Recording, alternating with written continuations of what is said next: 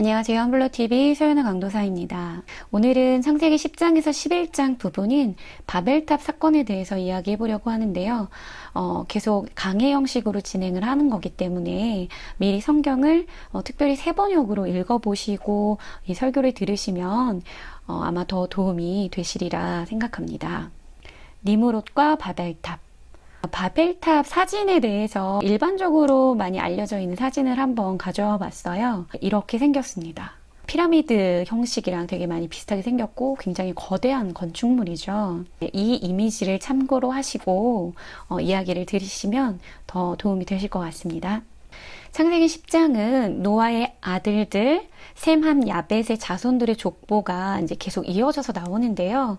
앞으로 등장할 수많은 족속들의 뿌리가 어디인지 이 족보를 통해서 알 수 있습니다. 그런데 오늘 성경은 그 자손 중에서 특별히 함의 자손인 구스의 아들 니므롯에 대해서 좀 많은 구체적인 이야기를 하고 있습니다. 한번 읽어볼까요? 창세기 10장 8절에서 9절. 구스는 또 니므롯을 낳았다. 니므롯은 세상에 처음 나타난 장사이다. 그는 주님께서 보시기에도 힘이 센 사냥꾼이었다. 그래서 주님께서 보시기에도 힘이 센 니므롯과 같은 사냥꾼이라는 속담까지 생겼다. 네, 니므롯은 힘이 센 사냥꾼이었습니다. 홍수 이후 먹거리가 부족하잖아요. 그리고 아마 짐승들이 되게 많이 번성했겠죠. 그래서 동물들 사냥이 필요했을 텐데 이 힘이 센 니므롯이 사냥도 잘했던 것 같습니다. 그것이 전부만은 아니었습니다. 사실 니므롯이라는 그 이름을 히브리어 원어로 살펴보면 하나님에게 반역하다라는 의미를 가지고 있어요. 즉 하나님께 인정받은 용사가 아니라 하나님 대적하는 것으로 유명한 인간 사냥꾼이었다라는 것으로 알 수 있습니다. 이 니므롯은 자신의 그 힘을 이용해서 사냥을 잘하니까 많은 사람들에게 또 추앙을 받았겠죠. 그래서 많은 사람들을 자신의 힘으로 이렇게 결집시킬 수 있는 그런 능력을 가졌어요. 그리고 그 사람들과 함께 다른 영토를 침범하기 시작합니다. 니므롯과 그의 백성들은 시날 땅이라는 넓은 들판과 같은 곳에 자리를 잡고 그들만의 왕국을 세우려고 결심을 합니다. 성도 짓고요. 그리고 탑도 건설하기 시작했어요. 그 나라가 바로 인류 최초의 국가라고 할 수 있는 옛 바벨론, 고대 바벨론이었습니다. 니므롯은 거대한 자신만의 그 제국을 세운 것으로도 모자라서 높은 탑을 쌓기 시작했는데요. 이 탑을 쌓았다라는 것은 명성을 위한 것도 있고요. 우상숭배, 종교적인 행위도 들어가요. 자신을 신격화하기 위한 것이죠. 그리고 높이 탑을 쌓아서 이전에 홍수로 인류가 멸망을 했잖아요. 다시는 홍수가 미치지 못할 정도의 높이를 쌓아서 하나님을 내가 싸워서 이기겠다. 하나님에게 복수를 하겠다. 이런 생각을 품었던 거예요. 그런 마음으로 바로 바벨탑을 건설하기 시작한 것입니다. 창세기 11장 3절에서 4절 한번 같이 읽어볼까요? 그들은 서로 말하였다. 자, 벽돌을 빚어서 단단히 구워내자. 사람들은 돌 대신에 벽돌을 쓰고 흙 대신에 역청을 썼다. 그들은 또 말하였다. 자, 도시를 세우고 그 안에 탑을 쌓고서 탑 꼭대기가 하늘에 닿게 하여 우리의 이름을 날리고 온 땅 위에 흩어지지 않게 하자. 네, 니므롯과 그의 백성들은 단합이 너무 잘 됐습니다. 공동체가 너무 하나 되는 거예요. 분열이 없어요. 하나된 마음으로 이 바벨탑을 짓기 시작합니다. 그리고 이들은 너무 똑똑했죠. 그냥 돌을 가지고 짓는 것이 아니라 직접 흙을 가지고 벽돌을 만들어서 그게 더 견고할 수 있도록 굽기까지 했어요. 그 옛 고대 바벨론의 사람들은 그만큼 너무나 똑똑했습니다. 그리고 그것을 진흙으로 이렇게 붙이는 것이 아니라 역청으로 붙이면서 탑을 쌓아갔는데, 역청은 지금으로 말하면 아스팔트 같은 것이었어요. 그 석유 찌꺼기 아시죠? 아스팔트 까는 거, 그 끈적끈적하잖아요. 굉장히 끈적끈적하면서 단단하게 탑을 짓기 시작한 거죠. 그러나 그들의 똑똑함과 그리고 이 단합이 안타깝게도 하나님을 대적하는 것으로 사용됐다는 것입니다. 이 사실성을 뒷받침해주는 역사적 기록이 있는데요. 바로 유명한 역사가 요세푸스라는 사람이 기록한 전문으로 제가 잠깐 올려보도록 하겠습니다. 니므롯은 사람들이 하나님에 대한 두려움을 떨쳐버리게 만들 수 있는 유일한 길은 그들이 계속 자기의 세력에 의존하게 만드는 것이라고 생각하고 상황을 차츰차츰 전제 정치 쪽으로 바꿔나갔다. 그는 하나님께서 다시 땅을 홍수에 잠기게 하려 하실 경우 복수를 하겠다고 위협하였다. 그는 물이 미칠 수 없을 정도로 높이 탑을 쌓아서 조상들의 멸망에 대해 복수하려 하였다. 사람들은 하나님께 순종하는 것은 노예살이나 마찬가지라고 생각하고 느무롯의 이 충고에 열심히 따랐으며 그래서 그들은 탑 건축에 착수했고 그 탑은 그 누구의 예상도 뛰어넘는 빠른 속도로 건축되어 올라갔다. 네, 우리가 생각하면 너무 말도 안 되는 어떤 그런 얘기라고 생각할 수 있는데요. 사실 지금 현재의 사회에도 마찬가지예요. 네, 하나님과 싸우겠다? 하나님이 나한테 이렇게 했으니까 내가 하나님께 반항해서 이렇게 하겠다. 이런 생각을 갖고 계신 분들이 사실 생각보다 많아요. 자기의 수준을 알지 못하고 내가 이길 것 같은 생각, 그런 착각을 하는 거죠. 니므롯을 추종하는 자들도 같은 생각이었습니다. 이 실제적인 사냥을 해서 짐승을 갖다 주고 먹을 것, 고기를 공급해주는 니므롯이 더 좋았던 거예요. 그래서 바벨탑이라는 높은 탑을 쌓고 하나님께 복수하기로 이들은 결심합니다. 아무튼 생육하고 번성해라. 땅에 충만하게 번성해서 땅을 다스려라 라는 하나님의 뜻과 상관없이 이 신할 땅에 모여서 여기에 도시를 짓고 여기에 성을 짓고 여기에 탑을 쌓으면서 우리가 흩어짐을 면하자. 흩어지지 말자. 그것조차도 하나님의 뜻과 어긋나는 선택들을 계속하는 거죠. 사실 하나님께서 흩어지라고 한 것은 전 세계 방방 곳곳을 다 다스리고 적응하고 살면서 하나님을 의지하면서 새로운 지역에서 적응하고 살아야 되는 거죠. 하지만 이 땅, 신할 땅에 정착해서 살았다는 것은 그 익숙함, 하나님이 필요 없는 익숙함 가운데 머물겠다라는 의미예요. 많은 사람들이 새로운 시도를 되게 많이 두려워하죠. 하나님께서 새로운 길로 인도하시거나 어떤 새로운 어떤 것들을 보여주셨을 때 싫습니다. 저는 지금이 좋습니다. 저는 여기에 안주하겠습니다. 이런 분들이 있어요. 그 이유는 바로 그냥 자기가 생활하던 패턴대로 살고 싶은 거예요. 왜냐하면 새로운 길은 막막하잖아요. 경험이 없잖아요. 어떻게 될지 모르는 길이잖아요. 그럼 하나님은 굉장히 많이 의지해야 되거든요. 그거를 의지하고 싶지 않은 거예요. 잠시 이 바벨탑에 대해서 한 가지 좀 짚고 넘어가고 싶은 건요. 여러분, 바벨탑이 어떤 모양일까요? 이렇게 나선형으로 점점 탑을 이렇게 쌓아 올라갈 거란 말이죠. 이들이 말했잖아요. 홍수가 미치지 않을 정도로 높이 쌓아서 하나님께 복수하겠다라고 얘기했죠. 결국에는 홍수가 만약에 미치면 어떻게 되죠? 이 꼭대기가 혹시라도 잠기지 않는다면 이 꼭대기엔 누가 있을까요? 이 나라 백성들이 다 이 꼭대기에 살 수 있을까요? 아니에요. 그냥 이 백성의 가장 상위 1%만 살게 되는 거겠죠. 니므롯의 말을 따라서 죽어라 바벨탑을 쌓았건만 결국엔 혹시 홍수가 터졌을 때 살아남을 자는 이 1%, 니므롯과 그의 가족들 밖에 되지 않는다라는 거예요. 아이러니하게도 자신들은 살 수가 없는 구조인 것입니다. 이게 세상의 잘못된 권력을 따랐을 때 결국엔 우리의 모든 것들을 소비하고 에너지를 소비하지만 우리에게 돌아오는 것이 아닌 그 1%만 위한 나머지가 희생되는 거죠. 그들은 하나님께 순종하는 것을 노예 생활이라고 생각을 했습니다. 차라리가 아닐 거예요.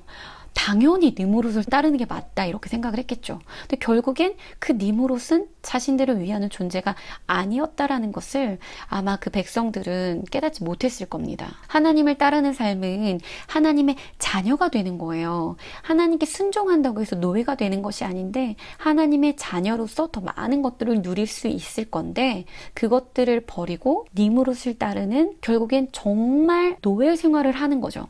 자발적으로 이 노예의 삶을 선택하는 거예요. 하나님을 따르는 삶은 거룩한 삶을 살아가는 삶입니다.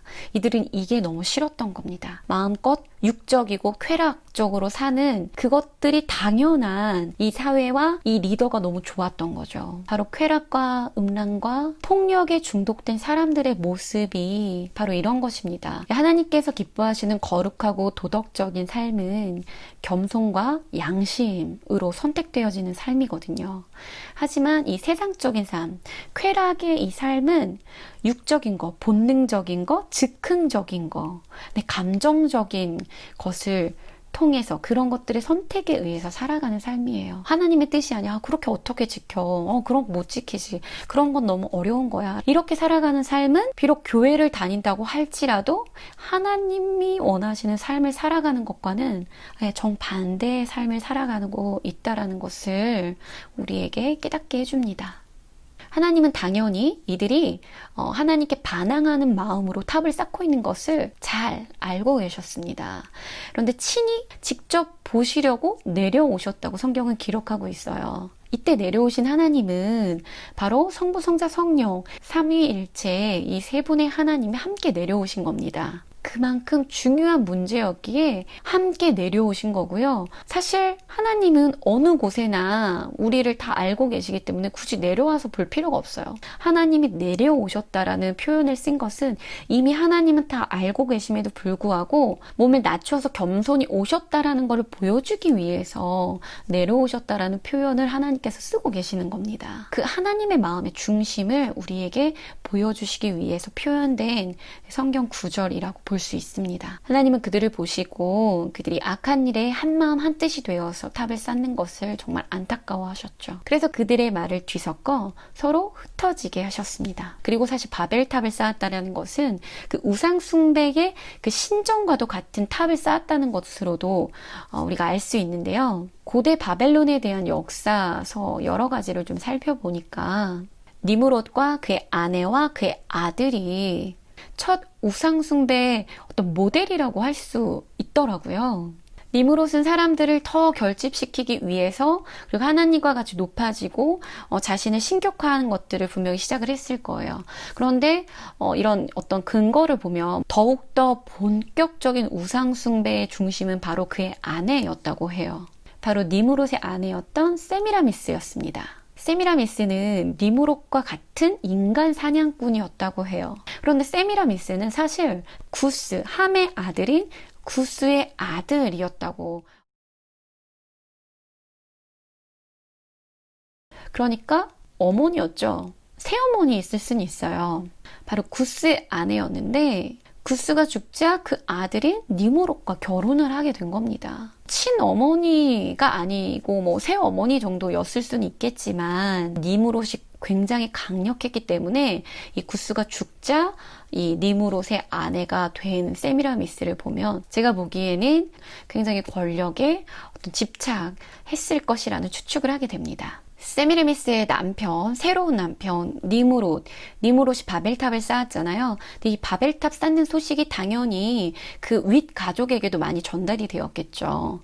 하나님을 대적해서 바벨탑을 쌓았다는 이유로 셈이라는 큰 할아버지에게 죽임을 당했다고 기록이 나와 있어요. 세미라미스는 이것에 굉장히 분노를 했어요. 정말 독한 여자인 거예요. 자기 남편의 시체를 조각조각을 내서 니므롯이 다스렸던 곳곳에 보내서 분노로 사람들을 결집을 했을 것 같아요.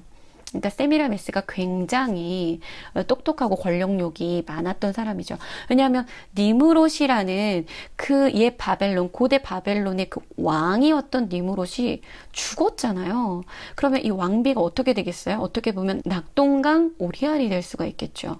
왜냐하면 여자의 몸이기 때문에 세미라미스는 자신이 그 권력을 잡기 위해서 이 니므롯의 시체를 조각내서 보내면서 이 니므롯이 죽은 거에 대한 분노로 이 사람들을 결집시킨 것 같아요. 마침 이 세미라미스가 아이를 낳았는데 아들을 낳았죠. 그 아들이 담무스라는 아들인데 이 아들이 태어났을 때 뭐라고 했냐면 니므롯은 태양신인데 그가 하늘로 태양으로 올라갔다가 이 담무스라는 이름으로 다시 태어났다라고 이야기를 하는 거예요. 그래서 이 내가 낳은 담무스라는 이 아들은 아들이 아니라 바로 니므롯이 환생한 것이다. 그래서 아들이 어느 정도 성장을 했을 때 이 아들과 다시 결혼을 합니다. 세미라미스는 굉장히 전무후무한 존재였을 것 같아요. 왜냐면은 니므롯의 아버지랑 원래 결혼을 했었죠. 이 니므롯의 아버지 구스랑 결혼을 원래 했었는데 구스가 죽자 니므롯과 결혼을 했고 니므롯이 죽자 마침 임신했던 아이를 낳아서 그 아들이 성장해서 다시 결혼을 하는 거죠. 세미라미스가 그래서 우상숭배를 본격적으로 하게 됐다라는 건 어떻게 보면 자신의 이 권력, 자신의 위치를 지키고자 죽은 남편도 태양신, 아들은 환생한 신, 자기는 여신. 세미라미스는 달의 신이었어요. 달. 그래서 이후 성경에 많은 이방 신들의 그 모습이 나오는데요. 대부분 이 세 가지로 점철이 될 수 있는 것이 남자신, 여자신, 뭐 아들신 이런 식으로 이제 보통 기본이 구성이 됩니다. 그 지역마다 어떤 종교마다 이런 신화가 있잖아요. 거기에 남자신, 여자신, 그리고 뭐 아들신, 이 아들을 보살피는 엄마신 뭐 이런 식으로 많이 그 종류가 그렇게 구성이 많이 되어 있어요. 이 구성의 시초가 바로 누구냐? 바로 니므롯과 세미라미스와 담무스였다라는 거죠. 성경적으로 이제 앞으로 흘러가다 보면 성경에서 가장 유명하게 다루어지는 신들의 이름이 있습니다. 바로 태양신을 뜻하는 바알신, 그리고 아세라신, 여신이죠. 아세라신. 그리고 뭐 담무스도 나중에 계속 이름이 성경에 기록이 되어 있어요. 에스겔서를 보면 여인들이 담무스를 위해서 애곡하고 있는 모습을 볼 수 있는데요. 왜 여인들이, 이스라엘 백성들이 왜 담무스를 위해서 애곡을 하냐면 옛날부터 하나님을 믿기는 하지만 이 이스라엘에 있는 샤머니즘, 사실 우상숭배죠. 결국에는 이 세 가지가 중심이 되어서 내려오는데 담무스는 봄에 환생하는 신이라고 또 하기도 해요. 봄에 환생해서 여름에는 지하로 내려간다 뭐 이런 설이 있었던 거예요. 봄이 되면 초목이 무성해져요. 이스라엘에. 그러면 담무스가 환생해서 이렇게 초목을 무성하게 해주었다. 고맙다. 이렇게 하고 여름이 되면 뜨거운 바람이 불기 때문에 풀들이 이렇게 다 말라서 죽게 되잖아요. 그러면 담무스가 죽어서 지하로 내려갔다. 이렇게 환생했다가 죽었다가 환생했다가 죽었다가 이렇게 윤회사상처럼 담무스는 그렇게 한다. 그래서 여름이 되면 여인들이 애곡을 하는 거예요. 여름이 되면 담무스가 다시 지하로 내려갔구나 하는 애곡. 그런 샤머니즘이 하나님을 믿는다고 하는 자들에게도 그런 것들이 남아있었던 거죠. 우상숭배 요소가 계속적으로 남아있는 거예요. 제가 오늘 성경에서 구체적으로 말하지 않는 이 니므롯과 바벨탑에 대해서 이야기해 드린 이유는 이 우상숭배에 대한 부분도 마치 삼위일체를 본딴 이 세 가지의 형상이 같이 가는 거죠. 이들의 우상숭배는 굉장히 음란했습니다. 이들이 제사를 지내는 방법 자체가 성관계가 제사를 지내는 방법이었어요. 또 한 가지 하나님께서 굉장히 미워하셨던 것 중에 하나가 아이를 이 제물로 불살라 드리는 거예요. 인신 제사의 시작도 여기서부터 시작됐다고 볼 수 있습니다.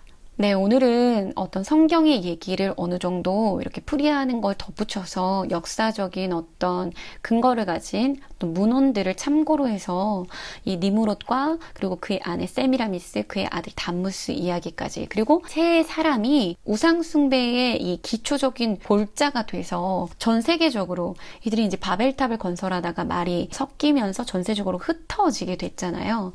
그러니까 흩어지게 된 이 사람들이 가지고 갔던 이 우상숭배, 아무리 흩어졌을지라도 남자신을 섬기고 여신을 섬기고 그 아들신을 섬겼던 그 우상숭배 습관은 같이 들고 갔던 거예요.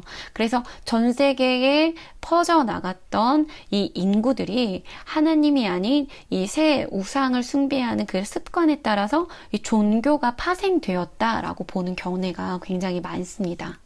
우리는 하나님의 은혜를 따라서 살아가는 사람들이에요. 우리의 노력이 아닌 것이죠. 하나님을 믿는 삶은 하나님의 자녀가 돼서 하나님과 인격적인 교제를 갖게 되는 거예요. 은혜와 감사와 이 행복한 삶을 살아가는 삶이 바로 하나님을 믿는 삶인 거예요. 하지만 다른 종교 같은 경우에 스스로의 노력, 보행, 어느 정도의 선행이 있어야지만 들어가는 천국, 그렇게 분류되고 있습니다. 여러분, 이렇게 우리가 믿는 하나님과 세상 다른 종교와 다른 신들이 믿는 하나님은 확연하게 차이가 있습니다.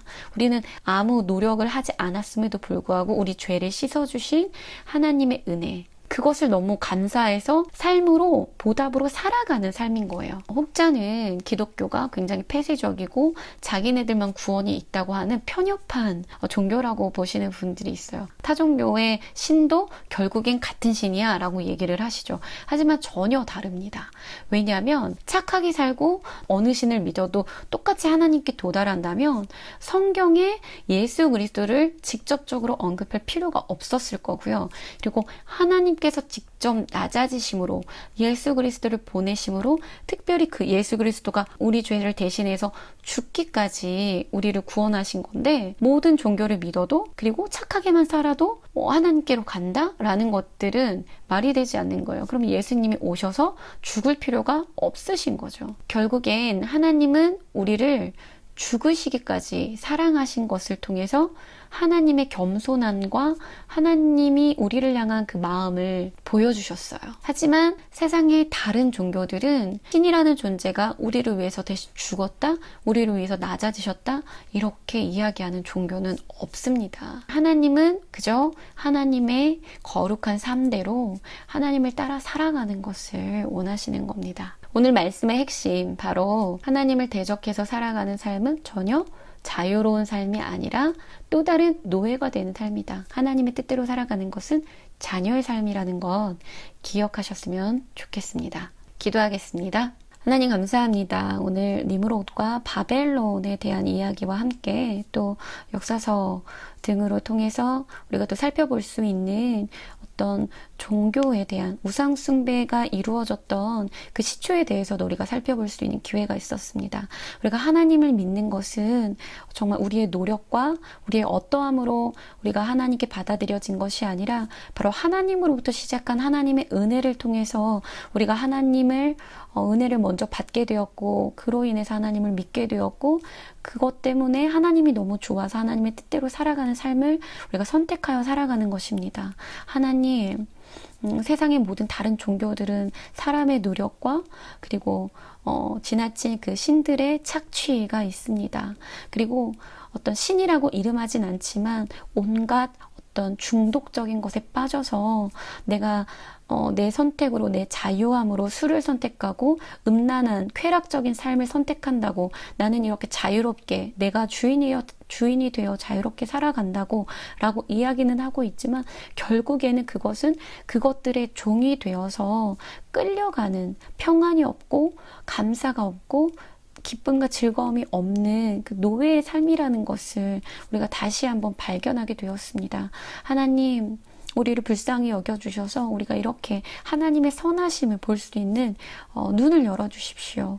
주님, 우리가 하나님의 은혜, 하나님의 사랑을 더욱더 발견하길 원합니다. 그래서 하나님의 뜻대로 살아가는 삶이 전혀 우리에게 억압이 되는 것이 아니라 하나님의 자녀로서 우리가 가장 행복하고 안전한 삶으로 살아가는 삶이라는 것이 이 각 사람들에게, 이 설교를 들었고 그리고 기도를 듣는 자들에게, 이 한 사람 한 사람 들에게 심겨지게 하여 주셔서 하나님의 뜻을 기쁨으로 선택하는 자들이 될 수 있도록 하나님 인도하시고 도와주시기 원합니다. 하나님, 많은 사람들이 오해하고 있습니다. 하나님의 뜻을 따르고 순종하는 것이 너무나 어려운 것이라고 오해하고 있습니다. 하나님, 그 오해를 깨뜨려 주시옵소서. 하나님의 뜻을 순종하는 것이 어려운 것은 내 욕심을 내려놓지 못하겠다라는 것인데, 사실 내 욕심보다 하나님의 뜻에 따랐을 때 하나님이 주시는 축복은 더욱더 크고 놀랍고 정말 어마어마한 좋은 것이라는 것을 이들이 발견하지 못하고 오해를 하고 있다는 것, 하나님 이것들이 깨뜨려지게 하여 주시고 하나님 이들의 마음과 생각이 변화될 수 있도록, 자신의 욕심을 붙들고 있는 것들을 내려놓을 수 있도록 하나님 크신 은혜로 도와여 주시기 원합니다. 주님 감사합니다. 주님, 우리가 부족하지만 늘 하나님을 의지하며 살아가길 원합니다. 하나님, 그 무엇보다도 정말 깨닫는 은혜를 더하여 주셔서 우리가 지식적으로 아는 것이 깨닫는 것이 아닌 정말 겸손하게 하나님께 알고자 하는 그 마음을 올려드리면서 귀 기울이는 삶을 살아갈 수 있도록 주님 도와주시옵소서. 하나님, 진리의 말씀과 하나님의 지혜, 그리고 우리에게 주신 양심으로 깨닫는 은혜를 더하여 주셔서 우리가 날마다 하나님께서 밝게 보여주시는 그 길로 나아갈 수 있도록 주님 축복하여 주시옵소서. 감사드리며 예수님의 이름으로 기도합니다. 아멘.